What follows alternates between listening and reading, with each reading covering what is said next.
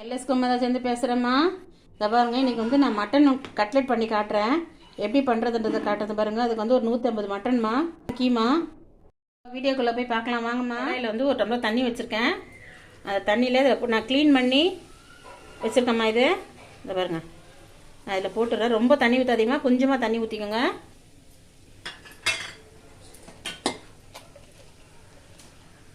மஞ்சள் பொடி மட்டும் போட்டு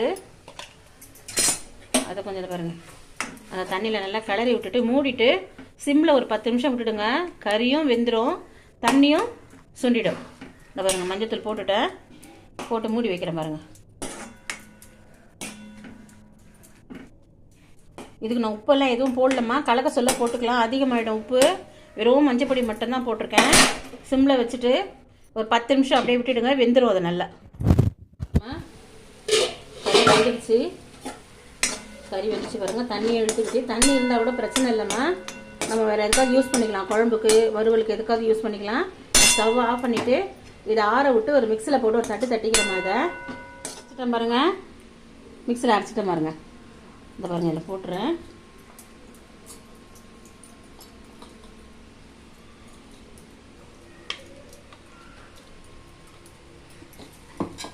போட்டுறேன் நான் ஒரு போடுறது பாருங்கள்.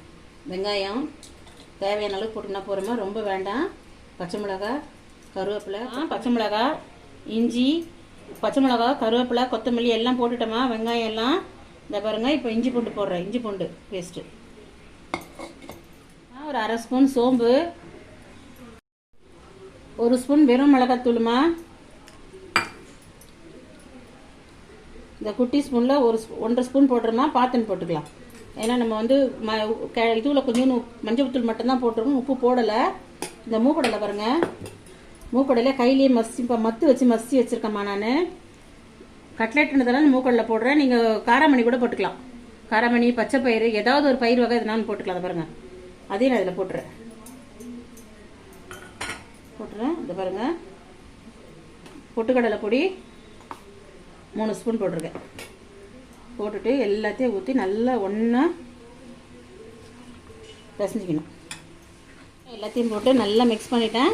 நீங்கள் உப்பு வேணும்னா இப்போ போட்டுக்கேன். இந்த நான் போட்ட உப்பு கரெக்டாக இருக்கும். 1.5 ஸ்பூன் உப்பு போட்டுருக்கேன், குட்டி ஸ்பூனில் கரெக்டாக இருக்குது உப்பு. இந்த பாருங்கள், உங்களுக்கு சைஸ் வேணுன்ற சைஸ் நீங்கள் போட்டுக்கோங்கம்மா. இப்படியே நீங்கள் வந்து போட்டிங்கன்னா வடை, நான் கட்லெட்டாக போட்டதுனால மாவில் துவச்சி ப்ரெஷ் கிளம்ப் போட்டு போட போகிறேன். நீங்கள் இப்படியே போட்டிங்கன்னா வடையாக போட்டு இன்னும் கொஞ்சம் மெலிசாக தட்டிட்டு வடையாக போட்டு எடுத்துக்கலாம். இப்போ எண்ணெயில் பொரிச்சு எடுக்கிறதுனா நீங்கள் இந்த ஸ்டேஜில் அப்படியே போட்டு எடுத்துக்கலாம். நான் கட்லெட்டாக போடுறதுனால நல்லா உருண்டை டைட்டாக வந்துச்சு பாருங்கள். உடச்சக்கலமாக போட்டுக்கிறதுனால நல்லா டைட்டாகிடும். கட்லெட்டுன்றதுனால இந்த பாருங்கள், அந்த ஷேப்பு கொண்டு வரணும். நம்ம அதை இந்த ஷேப்பு கொண்டு வரணும். நான் பாருங்கள், இந்த பாருமா, கட்லெட்டுக்கு மைதா மாவு லைட்டாக உப்பு போட்டு கரைச்சி வச்சுருக்கேன். அதுக்கு இந்த பாருங்கள், அதில் டிப் பண்ணிவிட்டு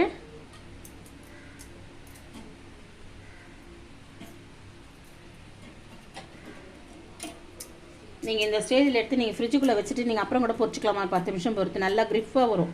அது மாதிரி பொரிச்சிங்கன்னா நல்லா கிரிஃபாக வரும்.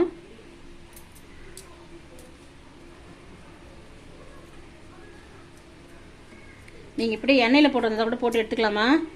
எண்ணெய் வேணும்னா நீங்கள் இந்த மாதிரி ஃப்ரை பண்ணி எடுத்துக்கலாம் கட்லெட்டை. இது மைதா வேணும்னா நீங்கள் முட்டை கூட போட்டுக்கலாமா. இதுக்கு முட்டை கூட போட்டு அடித்து ஊற்றலாம். அடித்து கூட நான் இது பண்ணிக்கலாம், நீங்கள் இது பண்ணிக்கலாம். அப்புறமா எண்ணெய் காஞ்ச உடனே எடுத்து போட்டு கொஞ்சம் சின்ன தீயிலே வச்சு பொரிங்கம்மா, பெரிய தீயில வைக்காதீங்க. கொஞ்சம் சின்ன தீயிலே வச்சு சிம்மில் வச்சு திருப்பி திருப்பி போட்டு எடுங்க. நல்லா உடையாமல் வரும். இது பயப்படாமல் போடலாம். சிறுவும் தீயிலே வேகட்டும், அப்படியே வேகட்டும்.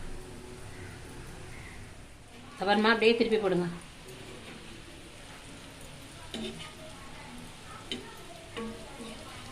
ரொம்ப எண்ணெய் இழுக்காதுமா. இது எண்ணெய் ரொம்ப இழுக்காது. இப்போ ஊற்றுற எண்ணெய் அப்படியே இருக்குது பாருங்கள், இழுக்காது. நம்ம எல்லாமே வெந்த பொருள் தான், அதனால் வந்து பயம் இல்லை. நீங்கள் இது எண்ணெயில் போட்டு எடுத்தால் கூட எண்ணெய் இழுக்காது. இது நான் இதை கட்லெட்டாக போட்டேன், வடையாக போடுறதுந்தாங்க, எண்ணெய் இழுக்காது சுத்தமாக. கொஞ்சம் செவுந்தவொன்னே நான் காட்டுறேன் பாரு, எடுக்க சொல்ல காட்டுறேன்.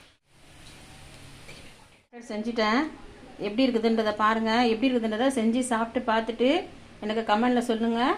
லைக் பண்ணுங்கள், ஷேர் பண்ணுங்கள். எல்எஸ் குமாரா சேனலுக்கு சப்ஸ்கிரைப் பண்ணுங்கள். நன்றி, வணக்கம்.